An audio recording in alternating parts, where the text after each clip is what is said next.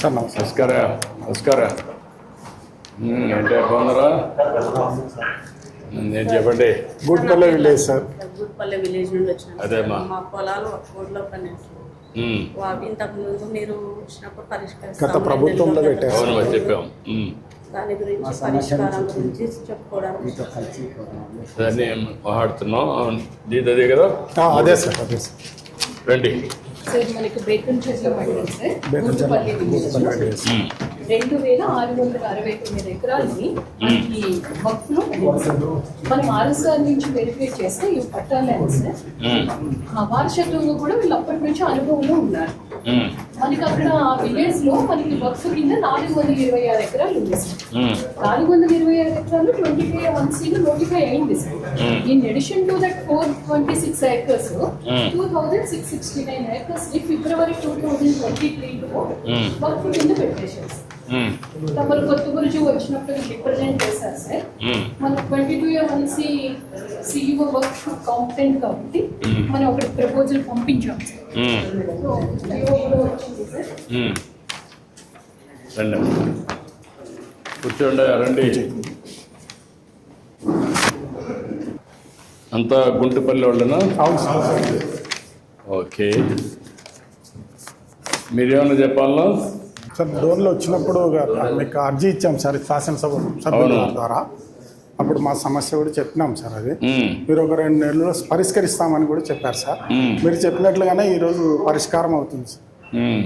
చాలా చాలా సంతోషంగా ఉంది సార్. మా గ్రామం తరఫున, మా గ్రామంలో ఈ ల్యాండ్కి సంబంధించిన కుటుంబాల తరఫున మీకు ధన్యవాదాలు తెలుపుకుంటున్నాం సార్.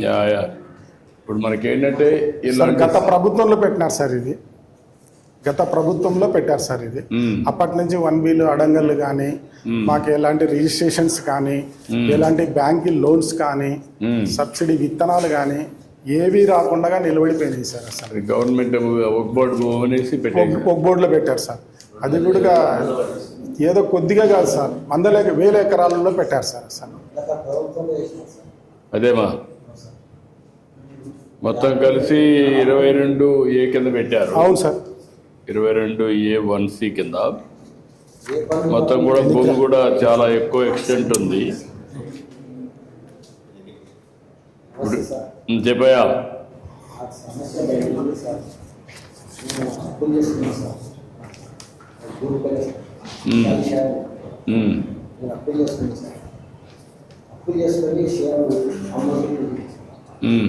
అమ్మకుంటే కొన్ని రైతు సార్ డిజిటల్ అది ఫోన్ చేసి ఇది దేశం కాదు, మీరు వాపస్ తీసుకెళ్తుంది, మా డబ్బులు మాకు ఎవరు డిజిటల్ కాదు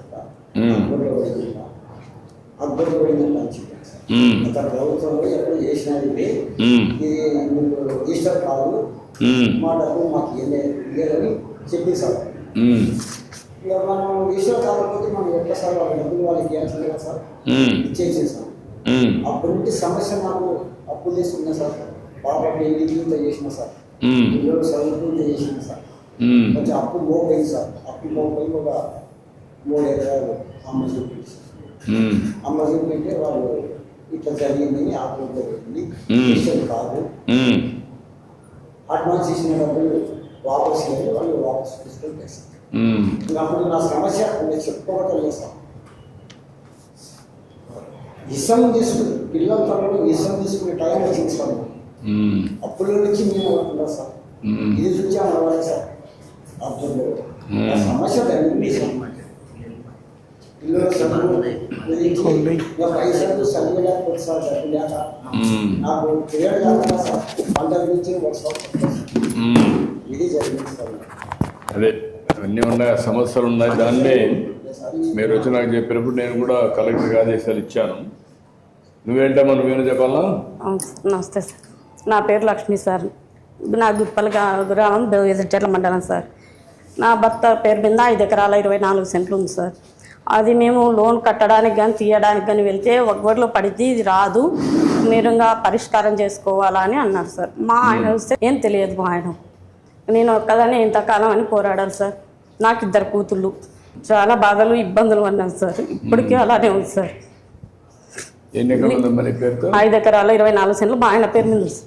ఆయన పేరుతో. అదే నా 2 పిల్లల్ని పోషించుకోవడం చాలా కష్టమైపోయింది సార్. అదే అమ్మా, మీరే ఏదో ఒకటి చేయాలి సార్. చేద్దాం.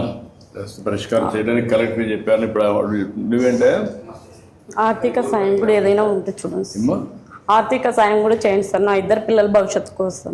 చూద్దాం. సార్ తమ కొత్త విషయంలో వచ్చినప్పుడు వీళ్ళందరూ కలిసారు సార్. కలిసిన వెంటనే ఇష్యూ పైన డీటెయిల్గా వర్కౌట్ చేసినప్పుడు 1927 రికార్డ్ నుంచి కూడా ఇది వర్క్ ల్యాండ్ అనేది మన పట్టా ల్యాండ్గా ఉంది, వారసత్వంగా వీళ్ళకి వస్తూ ఉంది. వీళ్ళందరూ వీళ్ళ అనుభవంలోనే ఉంది. అదే గ్రామంలో వక్ఫ్కి 426 ఎకరాలు ఉంది సార్. ఆ ల్యాండ్తో పాటు గజెట్కి ఎడెండమ్గా ఈ 2669 ఎకరాలని కూడా యాడ్ చేసి 22A1Cలో పెట్టడం జరిగింది సార్. వెంటనే 22A1Cకి వక్ఫ్ ల్యాండ్స్కి competent authority CEO Waqf and secretary minority వెల్ఫేర్కి ఈ ఇష్యూని అడ్రస్ చేయడం జరిగింది సార్. తర్వాత మైనారిటీ వెల్ఫేర్ వాళ్ళ బోర్డు మీట్ అయ్యి మనకి జియో నెంబర్ 77 ద్వారా 2074 ఏకర్స్ని 22A1C నుంచి డిలీట్ చేస్తూ ఇచ్చారు సార్. ఇంకా మనకు సుమారుగా 600 ఎకరాలు ఉంది సార్. ఈ 600 ఎకరాలు అగైన్ సెకండ్ ఫేజ్లో థరో వెరిఫికేషన్ చేసి వాళ్ళు ఒక ఎంక్వైరీ టీమ్ని పంపించుకున్నారు సార్. అది కూడా సెకండ్ ఫేజ్లో థరో వెరిఫికేషన్ చేసి నెక్స్ట్ బోర్డు మీటింగ్లో ఆ ఇష్యూని రిజాల్వ్ చేస్తామని మనకు చెప్పారు సార్. నిన్న జియో రాగానే CEO వర్క్స్ ఈ deletion orders commissioner and inspector జనరల్కి రిజిస్ట్రేషన్ డిపార్ట్మెంట్ పంపించడం జరిగింది సార్. దాన్ని బేస్ చేసుకుని నేను ఇప్పుడు డిస్ట్రిక్ట్ రిజిస్ట్రార్కి 22A1C నుంచి డిలీట్ చేయమని ఇప్పుడు ఆర్డర్స్ ఇవ్వడం జరుగుతుంది సార్. ఎస్ ఇప్పుడు రిజిస్టర్ ఆర్డర్స్ ఇచ్చారు కదా, మొత్తం కలిసి 2074 ఎకరాలు. ఎంతమంది రైతులు ఎంత? దాదాపు 27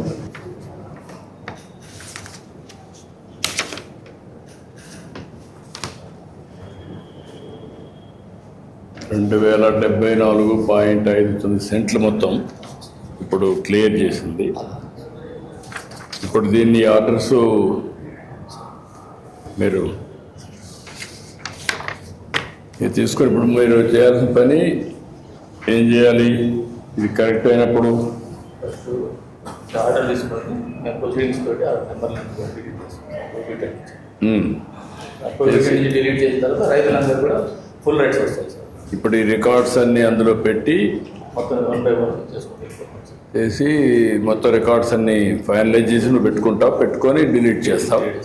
డిలీట్ చేసి వాళ్ళందరూ కూడా ఇన్ఫర్మేషన్ ఇచ్చి ఫ్రమ్ నవ్ ఆన్వర్డ్స్ ఒరిజినల్ వాళ్ళకి ఏ పట్టాలు ఉన్నాయో అవన్నీ వ్యాలిడ్ అంతేనా, మళ్ళీ కొత్తగా ఏమన్నా?